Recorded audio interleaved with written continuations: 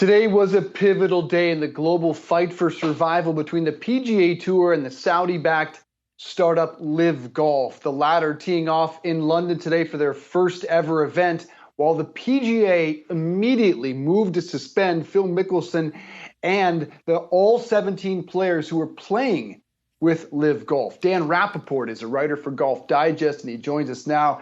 Dan, this is really a fight for survival. Want to get your take on today's action over there in London. But first, what was your reaction to that quick move by the PGA Tour?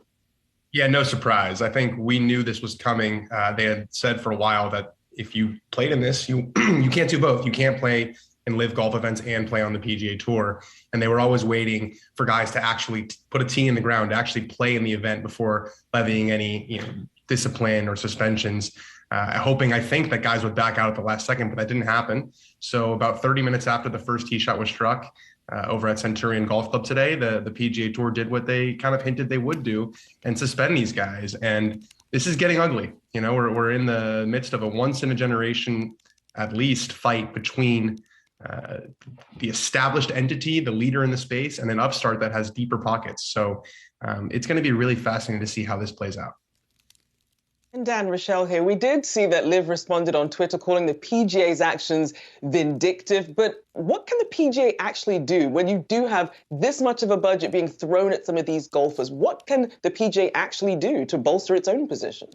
Right. Well, they're a little bit hamstrung by the fact that they don't own the biggest golf tournaments in the world. So people probably don't know this because it's not usually an important distinction, but the PGA Tour is different from the four major championships. The four major championships are run by Augusta National Golf Club, which is the Masters, the USGA, the US Open, the R&A, which is the Open Championship, and the PGA of America, which is the PGA Championship. And then there's the Ryder Cup, which is owned by a few different parties. So the PGA Tour can ban them from playing in their events, but they can't ban them, at least unilaterally, from playing in the majors. And the majors in golf are really where legacies are made and really what matters. So a lot of these players, I'm sure, are thinking, okay, you can ban me from the PGA Tour. I won't play in PGA Tour events.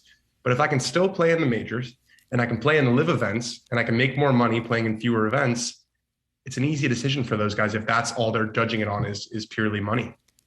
And at the end of the day, that's all fans care about. To your point, is the majors. If you can go get $200 million from the Saudis and still play in the majors and retain your glory and your reputation, yeah, at the end of the day, that's all that matters. So I watched some LIV golf. It was on YouTube. They don't have a TV deal. There was about 93,000 fans on average watching. There was a shotgun start. For those who don't know what that means, everybody starts at the same time. There were some wacky team names like Cleeks, Ironheads, Fireballs.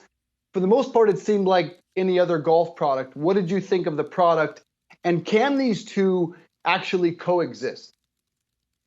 The product was interesting. The shotgun start is definitely not anything we've seen in any sort of tour or competition of any sort of importance, really, in golf history. But it was definitely jam-packed. You had everyone on the course at the same time, and they were showing a lot of golf shots, a lot more golf shots, and a lot more frequent golf shots than you'd see on a normal PGA Tour broadcast. Might be because there were no commercials, might be because it was their first ever broadcast and they wanted to kind of get off on a good foot with the consumer. I do think the PGA Tour will try to adopt some aspects from this format. I don't know if it's the team format. I don't know if it's the shotgun starts. I don't know if it's the smaller fields, and try and use that to innovate their own product. To answer the second part of your question, can these two things coexist? The PGA Tour does not think so. I don't. The reason they've taken such a hardline stance is because they don't think that there's a possibility for there to coexist, a LIV golf circuit and the PGA Tour. They want to stomp it out. They don't want to create a landscape in which there are multiple tours that guys can play on. But that might be where it has to go, because even if LIV golf succeeds, there's only 48 players who are in the field this week, and you're sort of limited if you're going to do a shotgun start with how many guys can play, because there's on every hole. So I really don't know. I think the next big domino here is what the majors do. I don't think the US Open announced, I think it was yesterday, maybe the day before, that they're not going to ban people who have qualified for this year's US Open. I don't think the Open Championship is going to ban anyone from playing in theirs next month because it's just too quick. But there's going to be a lot of discussions in the time between the Open Championship and next year's Masters. I'm sure Jay Monahan, who's the commissioner of the PGA Tour, is going to try and work those people and lobby them as hard as he can to side with the PGA Tour, because that's sort of the big domino that's yet to fall. And Dan, just quickly, when you think of when LIV was first starting and people really weren't taking it seriously to where it is now, where does it go from here in terms of the platforms you can see it on, in terms of TV, as well as what advertisers are making of this? They've mostly stayed away so far, and it's rather interesting because the PGA Tour, sort of right before the LIV started to gain traction, signed a really, really big TV deal with CBS, NBC, and ESPN. ESPN's a huge partner of the PGA Tour now. They just took over PGA Tour Live, which is sort of early round coverage from NBC Sports. So, a lot of these TV networks sort of have their hands tied. I mean, there are other ones that could come in, but that's another big piece.